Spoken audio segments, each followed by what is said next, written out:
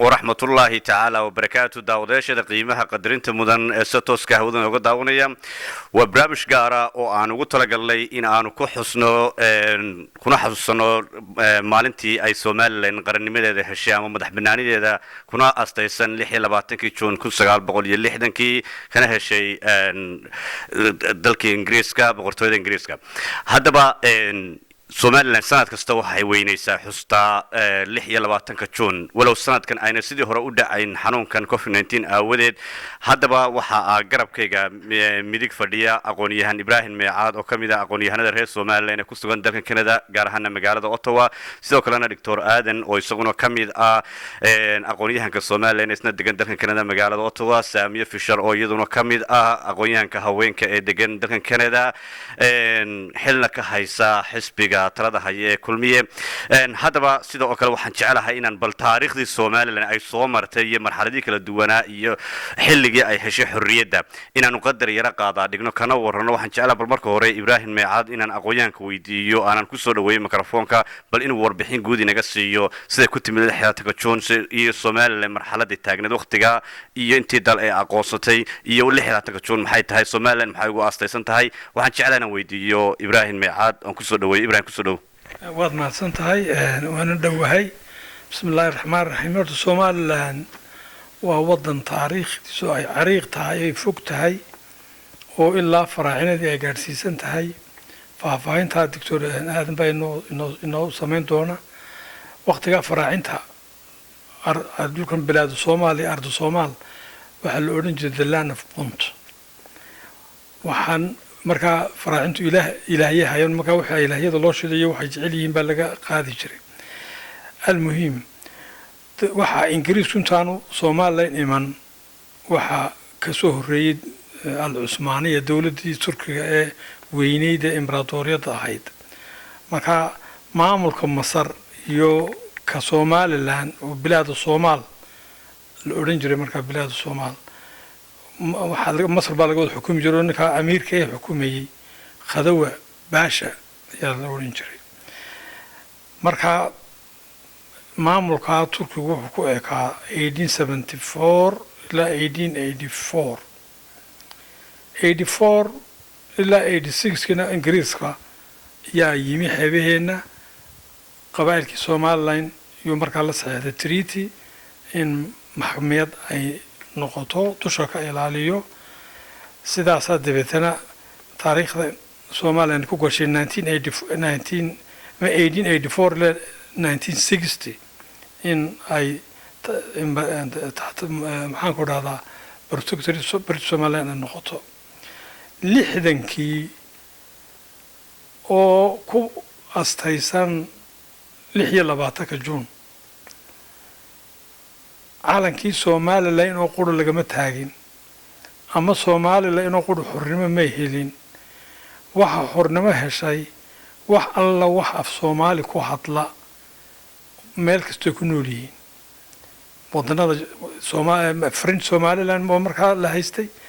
Ethiopia Hawdar Reserve Area oo gudeen maxaan ku dhahay NFD oo Kenya ahayd Soomaaliya oo markaa aan xor ahayn oo antartrustship ahayd waxaas oo dhan calankoogii u horeeyay Soomaaliland baa laga taagay 26kii baa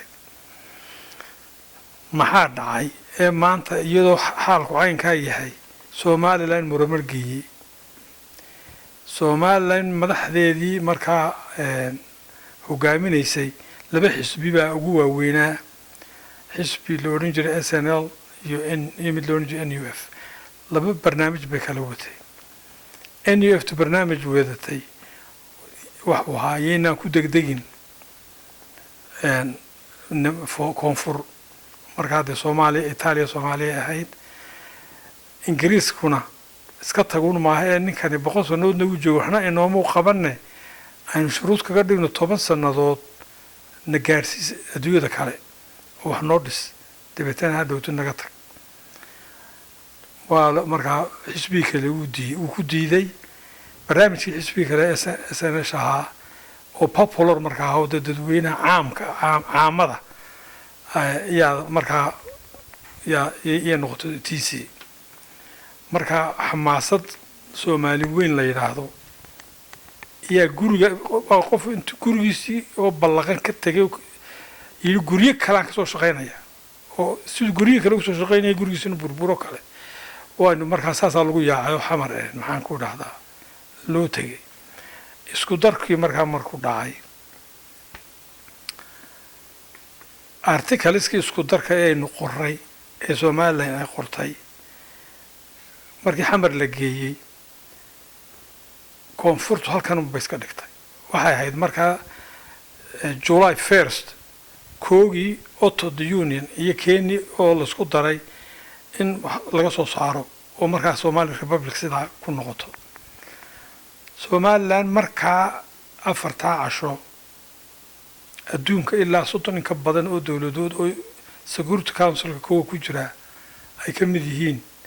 yaa ictiraafay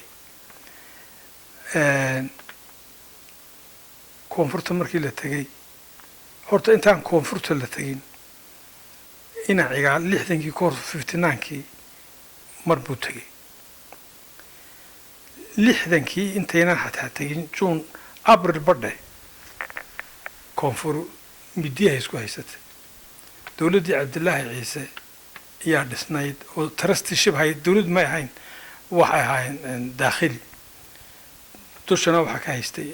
United Nations oo u dhiibtay Talyaaniga waxa halka 60kii intaynaan iman hawiyaha iyo majirtoonku way halkaas isku khilaafeen xisbiga SWL-ka lagu wada jiray waa lagu kala jabay haddii beedanka leeyahay nin bardacad leeyahay uu ka goostay Greater Soomaaliya buu xisbi leeyahay buu furtay Xaaji Xuseen oo reer Baydhabo area ahana xisbi Soomaali mustaqil wax leeyahay Cabdirasaaq iyo wafti uu watayna New York bay u tooleen hada waa 60kii wali waxaan July lama soo gaarin waftigaas wuxuu xambaarsanaa fariin United Nations ka ay leeyihiin xornimo ma doonayno dib noogu dhiga niman la yiraahdo yaan haysta hawiye la yiraahdo waanu dagaalamayna waa la baabaya fariintaas ay UN ta lageeyay iyagu xaalku sidaa yahay baanu ku markaa tagnay dhala dhageelay iyagii weys daayeen inagii baa markaa laynagu soo jeestay hada muhiim wixii la qoray articles of union Auto Union processkiisii iyo protocolku marayay waxay labadoo la isku daro wax laga soo saaro laga debate gareeyo baarlamaanka la geeyo baarlamaanku baas gareeyo madaxweynuhu saxo markaas uu loo noqonaya sharci ku qabta waxa soo dhan ma dhicin halkaas uu iska dhigay ilaa deeto 60kii baa la ambaabaray oo lido sharci meesha iskuma qabno maxaa tala ah imika referendum hala sameeyo referendumkiina the wrong way baa loo sameeyay waayo natiijada referendumka ka soo baxaysa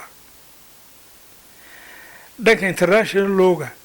dib uma celin karto wax hore u dhacay retroactive ma noqon karto haddii la israaco iyo haddii la kala midna ma noqon karto sidii markaa hore xaalku aan buu ahaanaya teedutaa inagu 79 waa la yidhaahdaa labada tiraba ayaa lagu diiday Soomaaliland ku diiday UN-ka xaalka intaa doctorka inoo soo balbalaarin waxa deeto intii dambe wixii dhacay waxay noqotay wax aqligu diidayo waxa kamid ah markaan isku darsanay inagu dawlad baan ahaan iyagu markaa dawlad ma ahayn trusteeship ahay waxaanu aqbalay oo la saxeexay in dawladeeni dhanayn aan noqono gobol Northern Region 1 burco waa laga daba keenay mar dambe one region aan noqono iyaguna 6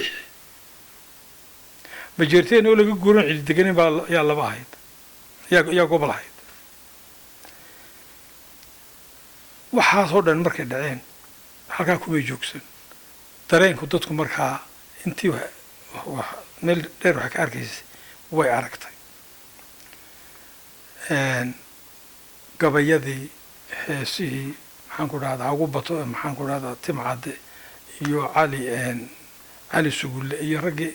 dee markii wax arkay intaa waxun baa la waday laakiin hoggaan ummadda markaa hoggaaminaya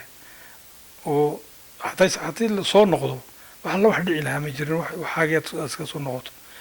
ciidan may lahayn iskuulo hagaagsan may lahayn the first maxaan ku dhahdaa secondary school loo sameeyo superiora la odhan jiray iskuulkaa superioraha iyo labadan hudheele aad maqasheen ee la dhisay Shabeelle iyo Jubba waa prefab saddexduba waa prefab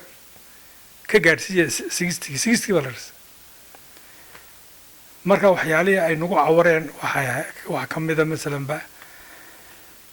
superior marka waa local certificate in qofka ka baxa waa local certificate indagana waxay GC General Certificate of London min London ilaa British colonies oo dhan baa imtixaanka laga geliyay way wixii bay yidhaahdeen okay marka arkeen inaan ka cilmi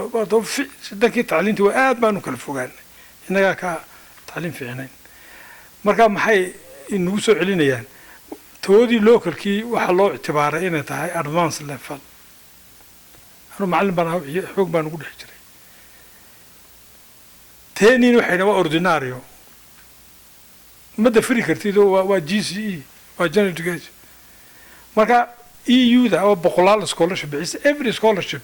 marka inamadiina way ka xidhan tahay waxa lagu aad ordinary haystaano kan hada wax laga yaabaa inuu warqad qori karin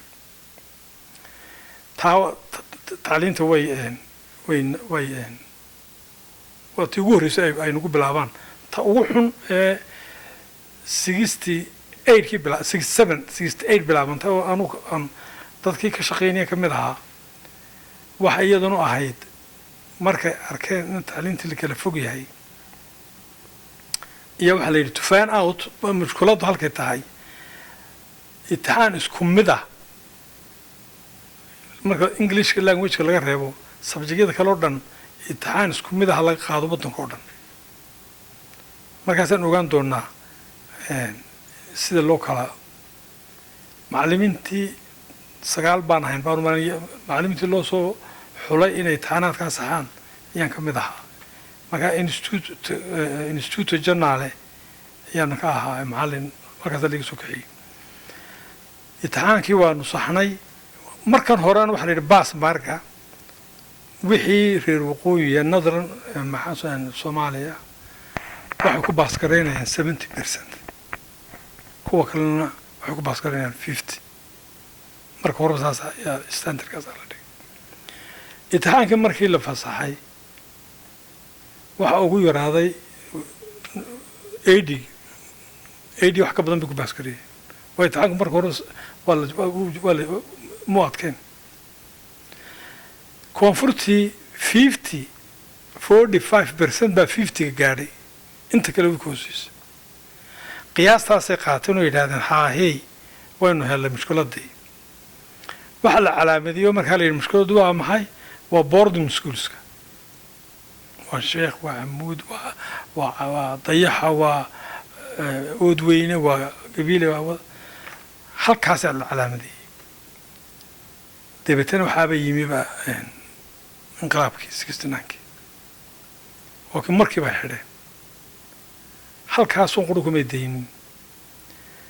mass transfer oon loo aaba yeelin markaa waa 71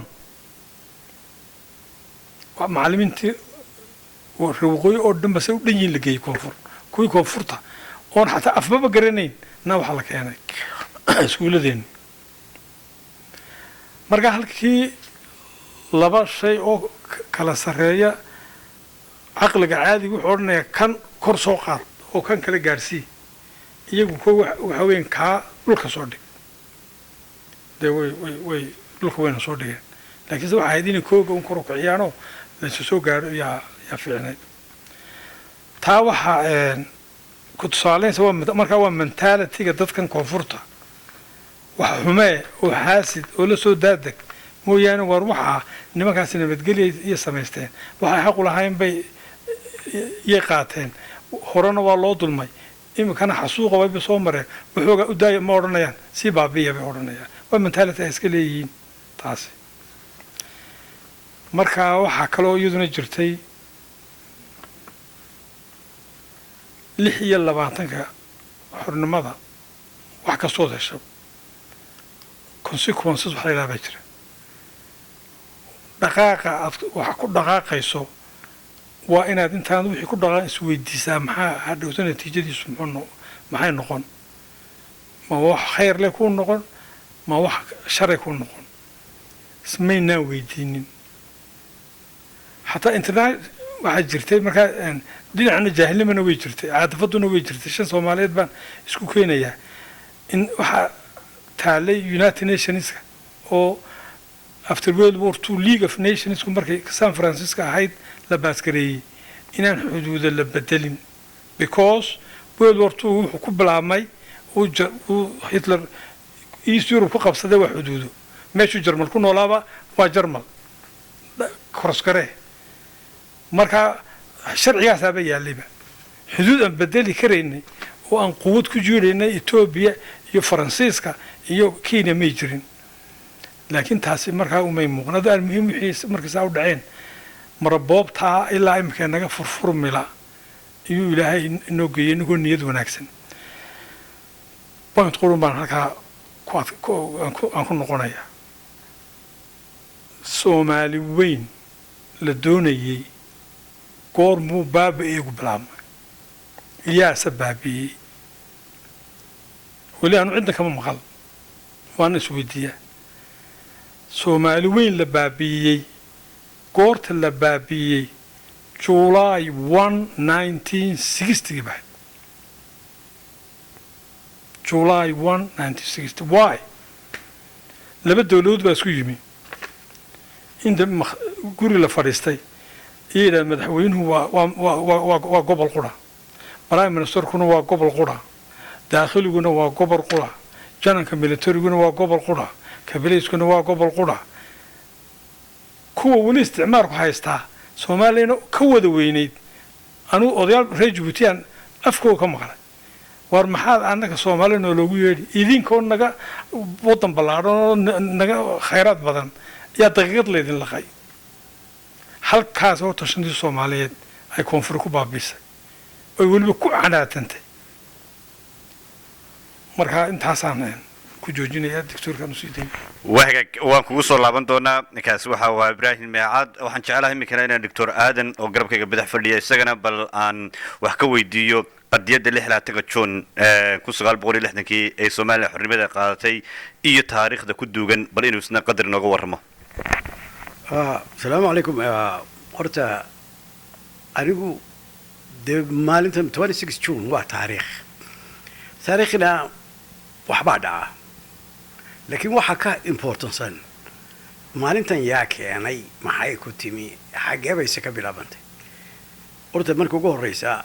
Soomaali waxay isugu jireen oo weligeed dawladdu isku noqotay ma jirin innagana abuuray wax la yiraahdo shan Soomaaliyeed innaga markii ugu horeysay waxaynu ahayd dadka sida Ibrahim sheegay dawladda Cusmaaniyada iyo Faraacinada iyo Masaari iyo dadkaas ay nala joogay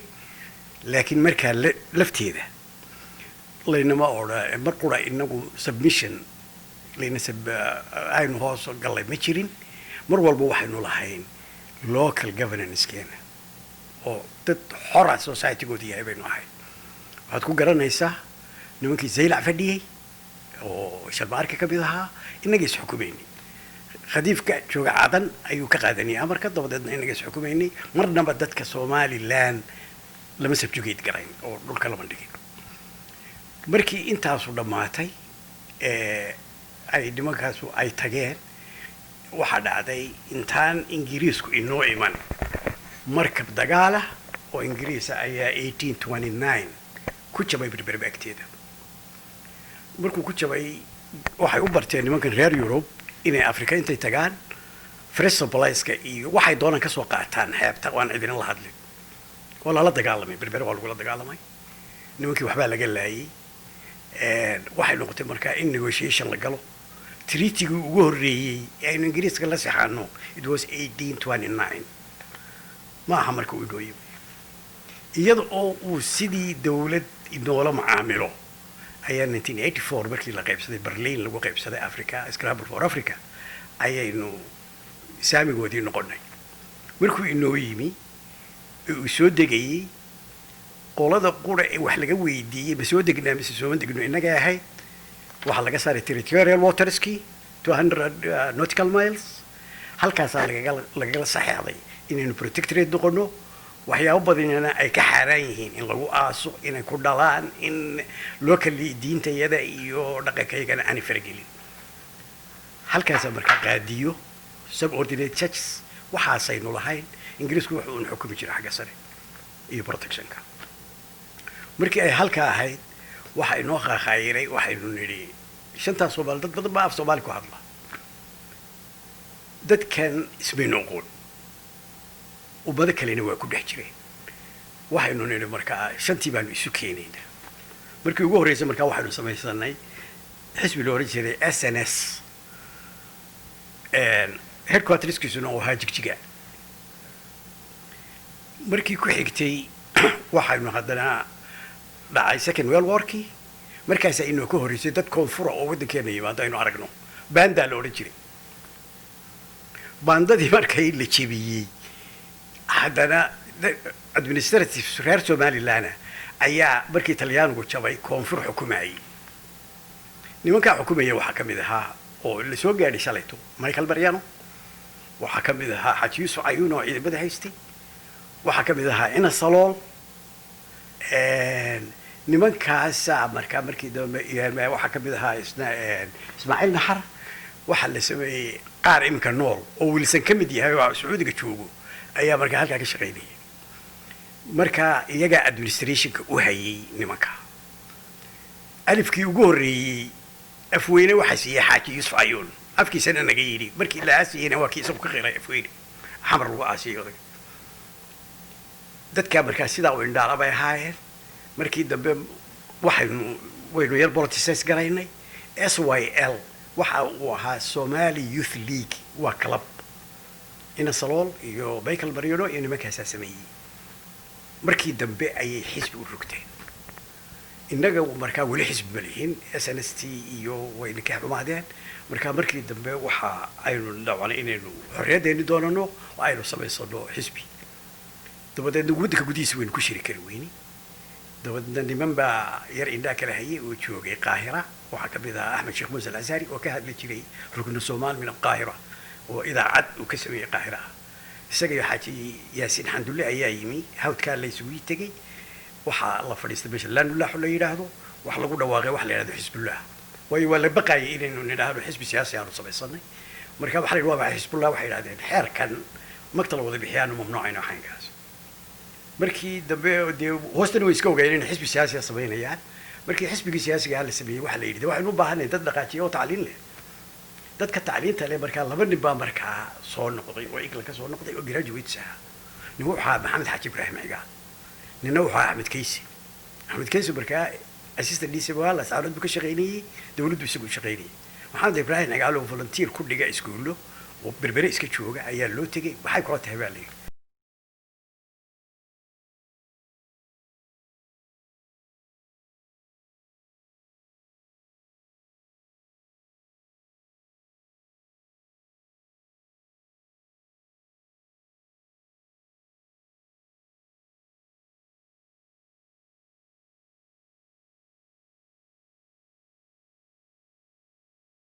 عمر عسكر ayaa chairmankii loo doortay oo madaxweyne u ahaa xisbiga SNL maxamed xaaji ibraahim agana secretary general secretary badanina markaa magaalooyinka loo sameeyey dabadeed xisbiga kale oo NUF iyaga qulooda markii hore waa la baqayay kilaab uu ahaa football oo la odhan jiray sooba marka nimankii Michael Mariano Abdullahi Omar Ahmed Jibcaale iyo chairmankii markii dambe u noqday madaxweynaha u noqday wuxuu Ahmed Xasan loo garanayo isna dadkiisa nool yahay marka labada xisbi baa markaa xoog noqday way tartameen laba jiridood waaweyn oo soo saari jireen mid waxa la oran jiray Aliwa Ahmed Yusuf Ali baa qori jiray iyo Ahmed Jamaale ta kalena waxa la oran jiray qarni Afriqiya Umar Dheere iyo niman aan ka soo qori jiray iyo nin Ayubi la oran jiray iyo niman badan oo aan ka soo cadan ka yimid dabadeedna waxaa kusoo biirtay jaridda iyana la odhan jiray dalka markii intaas ay gaadhay waxaa dhacday waxaa la arkay waxaa loo diray wufuud baa iyo dee communication baa ingiriiskii lala sameeyey ingiriiskii markaa waxay soo direen nin la odhan jiray Ian MacLeod oo ahaa wasiirka mustacmaraadka hargeysu ka soo degay waa laga hortegay markii uu isiri dadka salaam baa dadkii xagga kale u jeesteen oo dhabarka loo jeediyey dabadeed waxay maxaa dadka helay waxa la yidhi xorriyadooda bay doonayaan okay buu yidhi haddaba waxaa jiri jirtay markaa periodka in laba qabiilo waaweyn islaayaan labadii sannadoodba wuxuu yidhi haddii aan laba qabiilo islaay for 2 years wada siinaya xorriyaddiina tii baa markaa miraculously dadka somaliland waxyaaba ay ku kici karaan aan cidina had iyo jeer beri garayn karin taasaa ka mid ah laba qof oo wax xariiqay baa la waayey dabeedna waxaa lasoo saaray white paperkii 1958 oo la yidhi okay waa helaysaan xorriyaddiinii xisbiyadii baa la develop gareeyey dabeedna waxaa la arkay koonayaashu inay ka baqan yihiin xisbiyada waa Boorame iyo Laascaanood baa ayaa la arkay dabeedna iyagii baa la yidhi dee bal xisbi samaysta Laascaanood baa la isugu geeyey garaadkii warsageli garaadkii dhulbaanti garaad jaamac iyo reer Boorame dabeedna waxay samaysteen USB xisbiyadii bay kusoo biireen iyadoo sidaa balanced u ah ayaa markaa USB ku biirtay SNL dabeedna electionkii baa dhacay 33kii baa la doortay 26kii horta sidaasuu ku dhacay dabadeed intii kale Ibrahim baa idinka dhargiyey wixii inagu dhacay iyo 26kii June sidaynu ula jeednay iyo siday u dhacday inay kala jaad noqdeen ilaa iminkana waxaad moodaa in taariikhdeeni aynu inagu samaynay laynoo ka sheekaynayo oo shan Soomaaliyeed baa jiray oo halkan laga sameeyay oo waalidinka horreeyay oo waxaynkaas ilaa iminkii un baaba taariikhdeeni saa loo sooreeyaa waxa ugu dambeysay tii imka xal Shabuuti ka dhacday Soomaalida wuxuu yidhi salaan carabi xasha in libinka xasti xumihii waayaabay war nimankii aynu shalayto halkii ku garaynay ee iyagoo madaxa hoos u wada rogayo hoganaya ka dareeray ee adduunyaduna u taagnay maanta inaynu ku murano miyaynu ka lib helay mise kama lib helin yes waynu ka lib helay laakiin waa batal kalena hadhi mayno ilaa iyo aynu wixeeni iyo waxay inoo geysteen wax la eg ilaa aynu u geysano kama hadhayno weligoodna hay yidhaahdeen this that iyo waa nala ictiraafsan yahay adduunyada lama arag book textbook aad furtoba waxa lagu odhanayaa the most failed state example la soo qaata waa Soomaaliya the most corrupted state waa Soomaaliya haddana waxay ku leeyihiin dadka iyaga sidaas ay failed state-ka maxaan idhahdaa corrupt-ka ah ayaa dad xukuna wahagaag waan kugu soo laaban doonaa arrinta shirka Djibouti bal waxaan jeclahay inaan saamiyayna ku weydiiyo arrinta 26 June lafteeda waxa iyadu ka og tahay iyo waxa uu soo taagnay saamiya waa aqoonyahanka reer Soomaaliya magaaladan Ottawa guud ahaan dalka Canada waana xogayaha xisbiga kulmiye ee talada dalka North America saamiya bal adiguna wixii aad ka og tahay taariikhda 26 June ee Soomaaliya xornimada ka heshay Ingiriiska السلام عليكم ورحمة الله وبركاته مركو هرئيس وان همبليين يا جودهان بس سوماليلان معناتها قضية اللي حلاتن كتشون كوبيجان معناتها جمعها أو معناتها وان همبليين يا ملكستو أي شوغان وحنا ملاين يا مركي فديان أضياشة أضي إبراهيم يو أضي آذن إن أنا نقول تاريخ كشكيني وحن سد شعلها هاي أندونا يا إن نشيء غفر ما شيء عيدا كيس يتيم كيسة تاريخ ده تذكي لها ay sida u nooliyeen uga sheekeynayaan ee uu intu group yar magacaabay uu yiri maxaan ku dhahday wiigii Soomaaliyeed waa maalintii 26 June ee Somaliland ka qaatay xornimada maxaan ku dhahday Ingiriiska ayuu doonayay inagoo soo taagan inuu maanta ka dhigo taariikhdeeni taariikh Soomaali weyna horta waxaan ku leeyahay farmaajo waa halka waa la weeyday waanad ku fashilantay waxaan kaloon jecelahay inaan halkan ka xuso haweenka Somaliland guusha weyn ama sharafta reer Somaliland ay ku faanaan ee haday tahay taariikh wanaagsan iyo haday tahay cilmi iyo haday tahay adaab iyo haday tahay ixtiraam waxa soo dhan waxa uu hooyada Soomaaliya ee ku barbaarisay asluubta iyo kartida iyo sharafta ee reer Somaliland waxay dheeriyeen haweenkay dheeriyeen maxaan ku dhahdayay adduunyada haween wanaagsan bay leeyihiin oo taariikhda u soo halgamay waynu ogeyno xaawataa ku inaan garanhay wax la waxay tahay ayaa xamar meer laga laalaadiyay waxaan saleeyahay taariikhdu waa inay xustaa haweenka Soomaaliland sida Dr. Adna haddii ilaahay yiraahdo iyo dumarka la midka ah ee u soo halgamay mar walbana qadiyada Soomaaliland ka hadla marka meeshan aniga hadaligama yaalo aan taariikh Soomaaliland 26 Juuna aan ka hadla igama haboon igama fura oo day waxa ka waramay maxaan ku dhahdaayay Dr. Aadan iyo Ibrahim Meecaad marka waxaan leeyahay qadiyada yada waan u noolnahay annagana u taagan waxba idinkama khuseeyaan maxaan ku dhahdaa idin mahmaahi maaye xamaray hawshaada adigu qabso ta Soomaaliland nabadahooda ka bax maanta 26 Juuna waa maalin anagu aanu leenahay maalin idinku aleedihiin maahe ka baxa badahayaga dee qadiyadana adimka ku rumurmaysan ma aleedihiin gooni isu taagmaysan markii horeba shaqayskumaynaan lahayn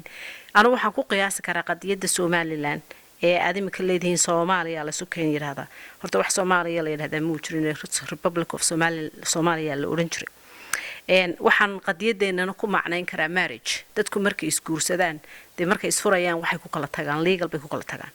dadku sidan dhaqamadan westernka marka laga xisaabinayo dadkii wada nool markay safgaran waayaan way kala dhaqaaqaan inagu waxay naga dhaxeeyay taariikh oo aynu wada saxanay ma jirto waynu sunnimada imkana waynu kala soconay waxaan leeyahay xamar ku dheeraan maayo Soomaaliland meel kasto ay joogto guul baan rajaynayaa waxaanu rajaynayaa wanaag baan rajaynayaa calankooda oo insha Allah ka babada United Nationka ayaan rajaynaynaa hadii la yiraahdo waanay dhacaysaa hambalyo ayaan leeyahay intaas kaga baxaya assalaamu calaykum waraxmatullaahi wabarakaatuh وعليكم السلام ورحمة الله تعالى وبركاته سنوحي سامية فشر ويا إسلام ما أنت مرتون هنقول جوجنا هل كنا نرنتي كحسن اللي حلبات كيتشون هنكون صنقضو إبراهيم أقول يا إبراهيم ميعاد إبراهيم وقت كسر شيء كسي تاريخ ذي ملقاه هي معموس كله هذا اللي حلبات كيتشون الصومال لأن حرية ذي قاعدتي بل حتى واحد شرت دوان in ay shir u ka dhacay dalka Djibouti kaasi oo runtii beesha caalamku ay aad uga faalloodeen shirkaasi oo garwadan ay ka hayeen dawladda Mareykanka iyo Yurubiyaanka iyo dawladda Itoobiya dalka Djibouti oo martiqaadkeeda lahaa haddaba labada dawladood ee Soomaaliland iyo Soomaaliya shirka dhaxmaray sidee kula muuqataa adiga horta shir kasta oo hadii bidinkeega leeyahay qadiyadeena lagaga hadlayo oo meesha lagaga hadlayo iyo cidda abaabulsha ayna ka dideen waan ka qayb galaynaa waana ka qayb galay shirka marka wixii lagaga hadlayay waxay ahayd qadiyadii weyneyd iyo waxaan yaray marka hore laga horreysiyo ay yiraahdaan confidence building iyo wixii kale la nooca qadiyadii weyneyd wax alla wax nimanka waxay ku oranayaan anu taa fikradan qaba wax weeyaan wax xamar inaga xidhan anu ma garanayo xamar xornimo isticmaalka ingiriiskan xornimada weydiisanayna maaha niman aynu isku tagnay oo marriage-kiina uu divorce noqday oo waliba qofka wax furaya uu yahay qofkii hore inaga kuwa wax furaya iyaga maaha because inaga dawladda hayn iyagu dawlad ma hayn marka international community oo malaha in sidan xaalkoogu noqdo ugu tala galay ya nimanka sii shajicinaya almuhiim markaan ku soo dhawaado shirka Djibouti waxaan u arkay in ujeedo kastaba ha laga lahaado inaynu wacdaro taariikhiya aynu ka ridnay khudbadii madaxweynuhu akhriyay waxay ahayd khudbad aan weli meel Soomaaliland arinteeda lagaga hadlayo aan weligeed laga akhriyin khudbadaas waxay markii ugu horeysay in Silaayo loogu yeedhay Ingiriiska diinada la sasabayay goboladooda la lahaa prime minister xafiiskiisa Silaayo ugu yeedhay at least waxay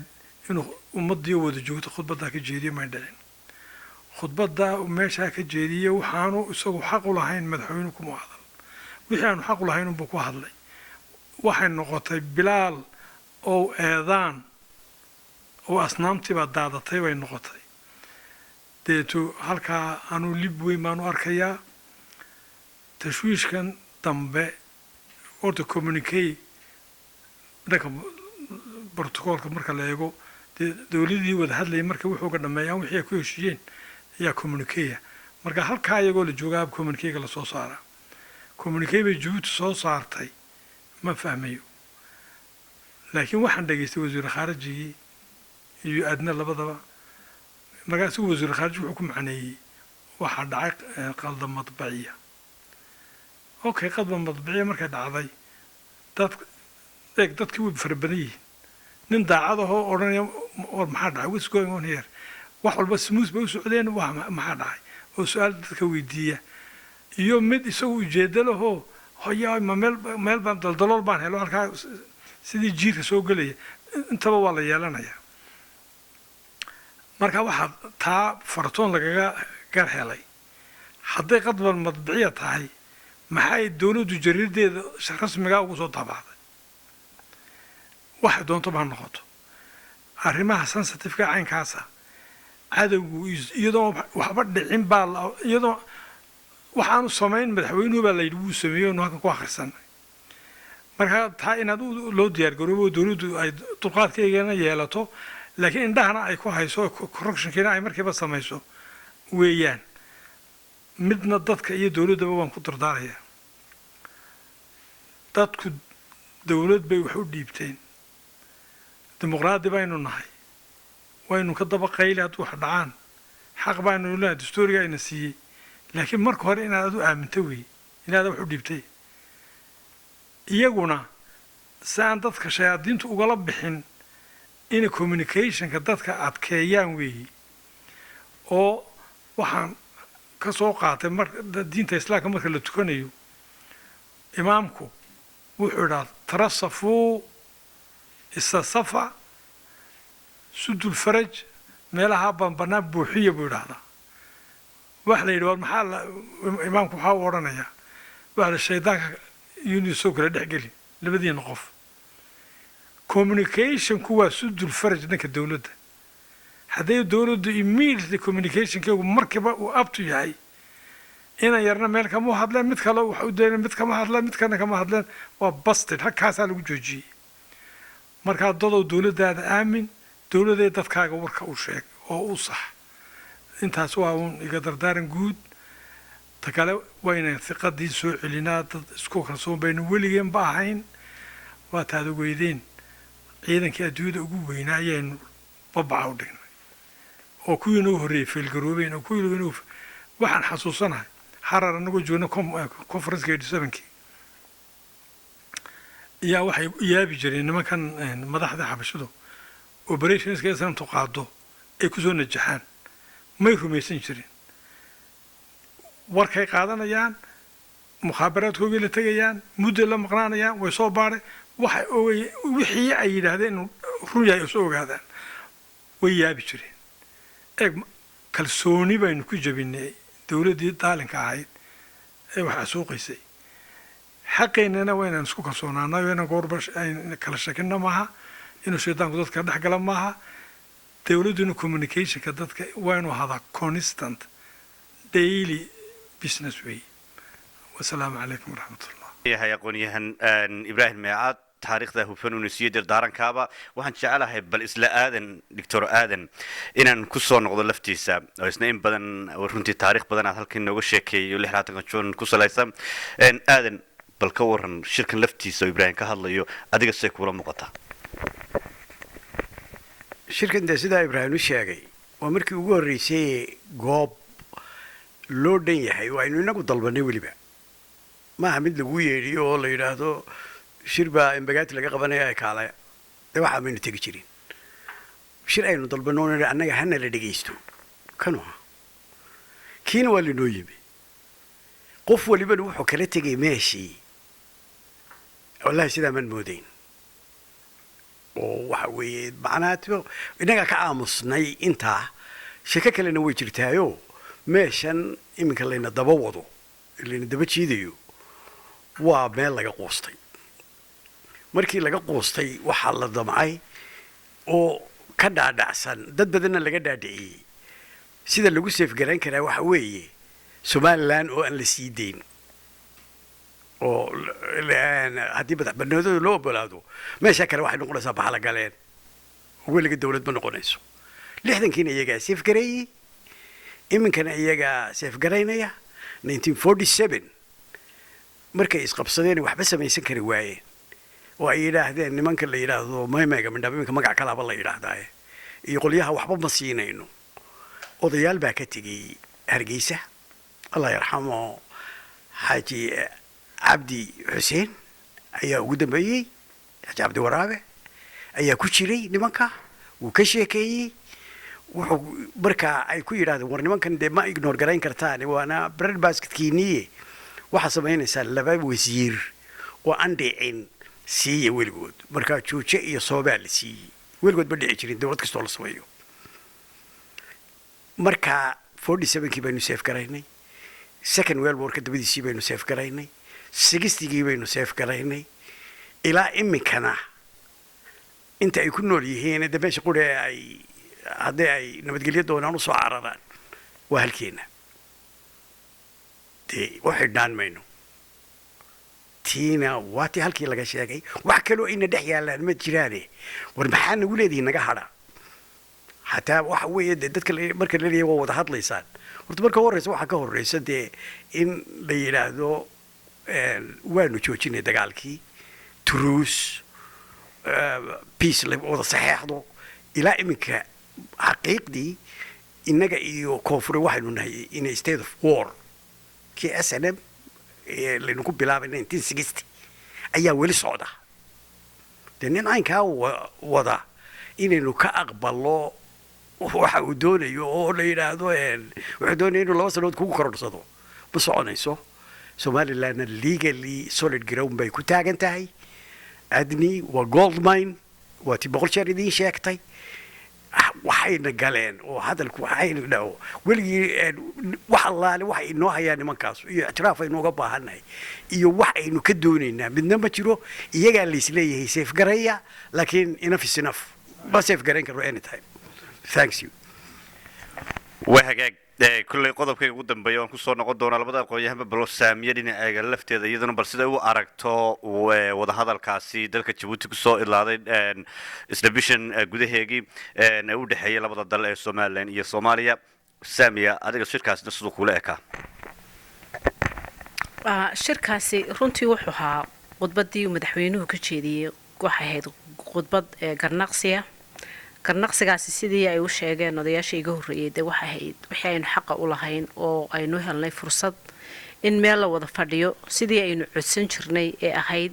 meel loo wada fagaare loo dhan yahay ayaanu ka sheeganaynaa horta tiibu madaxweynuhu jaanis u yeeshay taasaana dhacday inay noqotay meeshii aynu u baahnayn inaynu mar horeba jaaniska aynu helna ay ahayd alla qadaraysa inay noqotay maalintii dhaweytoole waan ku hambaleynayaa madaxweynaha iyo tiimkii uu hogaaminayay oo runtii wada ahaa haldoorkii ama dadkii taariikhdana hayay uguna mudnaa Somaliland inay ka hadlaan ayay horta noqdeen guul bay kala soo hoydeen baan leeyahay madaxweynaha iyo tiimkiisu waxayna sheegeen wixii iyo dhibaatadii soo martay qodbadii farmaajo hadaynu sheegno wax allayaalo wax nuxura ama wax la oran karo waxaas uu ka hadlayay oo ahayn inuu mahadnaqay madaxweynaha Djibouti Ismaaciil Cumar Geele inuu mahad celinayay madaxweynaha waxaan ahayn oo meesha uu ka yiri ama wax uu ka maxaan ku dhaayay ka qiray wixii na soo gaaray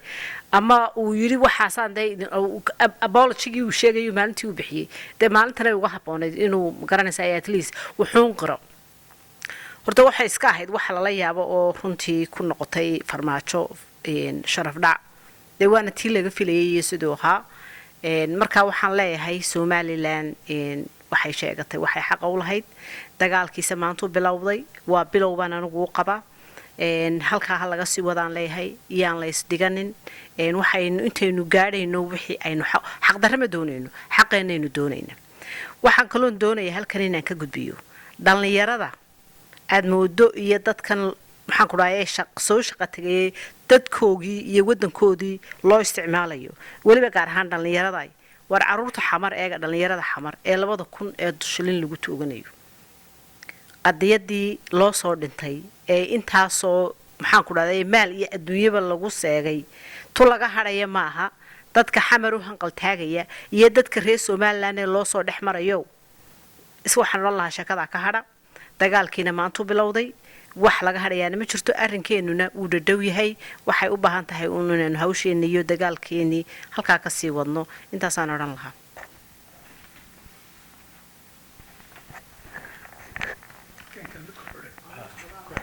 كلمة مقعدة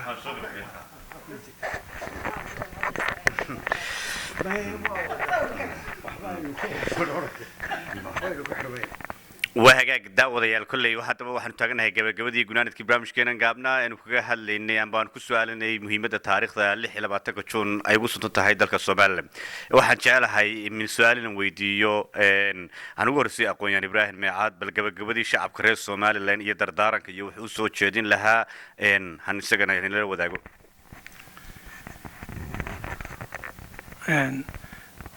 de markii hore waan عرب وان كل فتوى وحويا إن كلسوني بمش على الربع كلسوني وليين به إلا استعمار ذي يوحي كهري يسانو رقمين يسانو مضى ولا رقمين يسانو إسكع علنين وحده كلسوني يكون بيسكرسناي أيان هراء كلمة ملك قبطيبا وحى إن مضى إنما الملك سوريو بري ليوين صدق النضاد محين وقبصنا وحين كاسة ها باق شعبي حلو بحي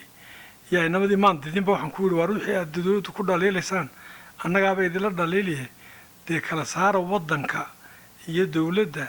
يوم مدحوينها صدق وقت لو نوع مركا هدي صدق كاسة النضاد محين قبصنا صدق كاسة النضاد محمر محي قبصتي تابرتك جواب تكلم عن كوري إنما دادي الناس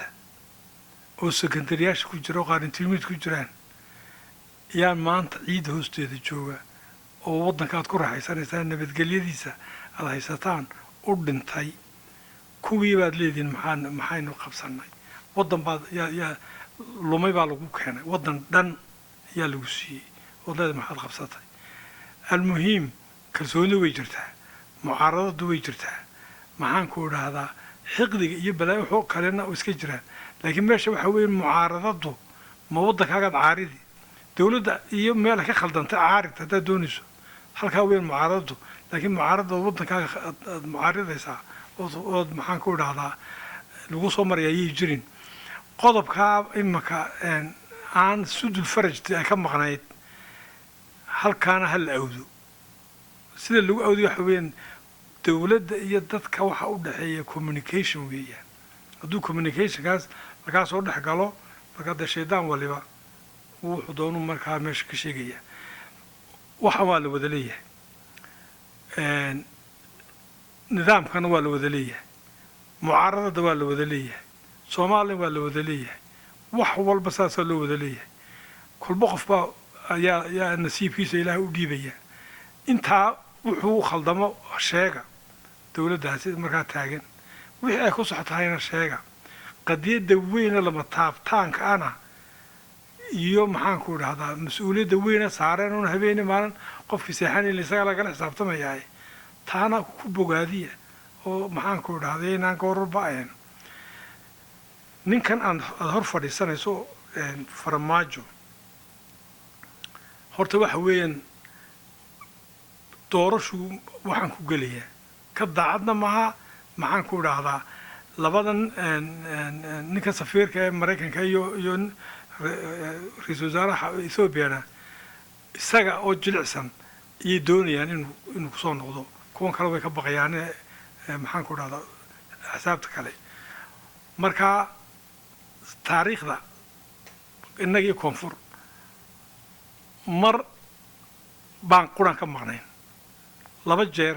markii ugu horreysay 1960gii xabadiis kagamay hadheen haddaynan tegin iyagaa kuu sheegaya wax la dafiri karo ma nafar iskagama hadheen waataan kule cabdirasaaq baa united nation la xorriman ayaana la siinin oo dib noogu rida markaan inaku tagnay iyaanu wixii magaranaysaa inagii dib lanagu soo celiyey mar quraynu ka maqnayn waa 1991 dagaalkay isku bilaabeen 1991 up to now ka socda imika waxaan doctorku sheegay waxaan lagu daba ordaya waxa weeyaan way burburayaan kuwan sayno burburin kuwan u keen dee calaa xisaabna ama anigu burburaad idilama jecelin oo aftaroo Soomaali baa tihiin wax ka soo geysateenba laakiin calaa xisaabna ama ku burbura ama ku buruna anu taayadii bayaanu wadnaa laakiin dadku waa in ay fahmaan waxa intan loo wadaa waxa weeye electionka soo socday ee burburin iyaga u taala inay is burburiyaan iyo inay is dhisaan inaga inooma taalo qadeedeena inoo taala ilaahayna hayna la qabto qulubteena isku soo maxaan ku dhahaa jeediyo wassalaamu calaykum waraxmatullah وعليكم السلام ورحمة الله تعالى وبركاته كاس وها دردارن كي جنانت كي أغون يهن إبراهيم ميعاد هني مكنا وسو قد بو دكتور آدن أو إسنا دردارن يوانا بقى وأنا شاء الله بروح إسنا وتشدين لها شعب كريت سومالي لين قد يدي بس توصل قد داونية وهذا هذا الكي وادو بدينا وعدينا مدونين نديريو لكن واحد شراء مركو جوه الرئيسة ده بني آدم كوح كنا ليه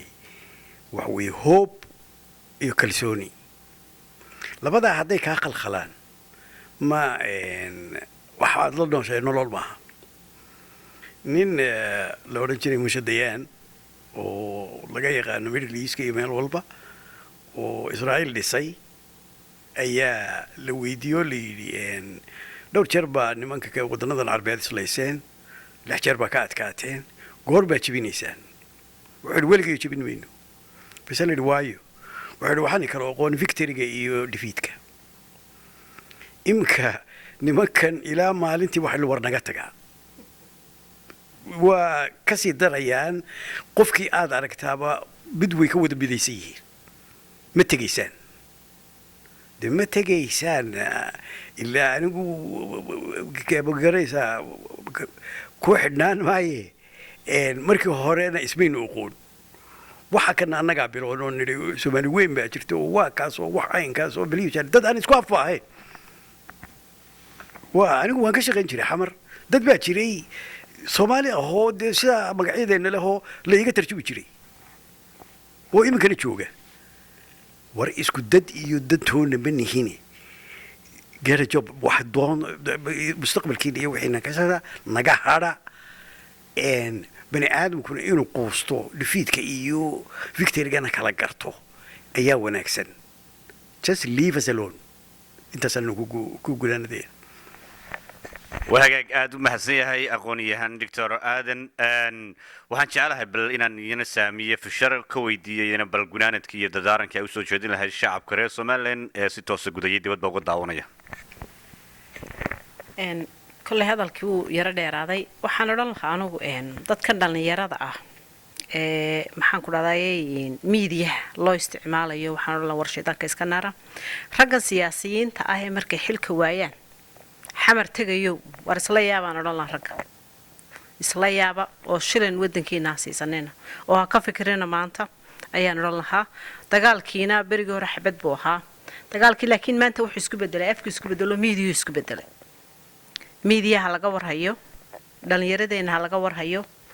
raggan waaweyn ay haday yihiin rag ma garanaysa ama salaadiina ama maxaan ku dhahday rag siyaasiyiin la soo dhaxmarayona war dad haday dhagto godo dalool ka hadha sharaf ta ku dhinta baan leeyahay waxa sameynaysaa nadaaya wadanka waa loo soo dhintay wixii loo soo dhintay in dad iyo dunyaba ku baabaanay war habeen hasiisanina Soomaalidu waxay tiraa berberi wax gool lagu qaada ka weyn Soomaaliland wax shilin la siisto way ka weyn tahay dhiigayagii bay qabtaa xoolahayagii bay qabtaa xoogayagii bay qabtaa shaydaanka naaraan dooran lahaa wadankiina u soo noqda waxaan leeyahay Somaliland waxba xamar inooma hayso maxaan ku dhahday traafkuna waa ka ilaahayna waynu haysanaa keenano inaga inagu xidhan tahay sida odayaasha hore ay soo sheegeen aaminkuna ha jiro dawladda iyo dadkii aynu wax u dhiibanay aynu aamino dadkan meediyaha wada taagan rag iyo dumar ee qof walba siyaasadda ka waramayona war balday dadku sidan ha dhaamo dadku reer Soomaaliland oo sidan aynu dhaano kamaradu maynu soo taagano wixii dawladda iyadoon dawladdiiba waxba ka soo bixin ayaynu inagu samaysanaa waxaan jirin maantadaasaa waxa miidiyaha laga sheegayay ciyaartooy iyo waxbaa xamar u sii socda degdeg badana dadkeenu iyo durtaba ka gaadhsiinooka wax qodobadan mabayna soo gaadhin goorma la yidhahdaa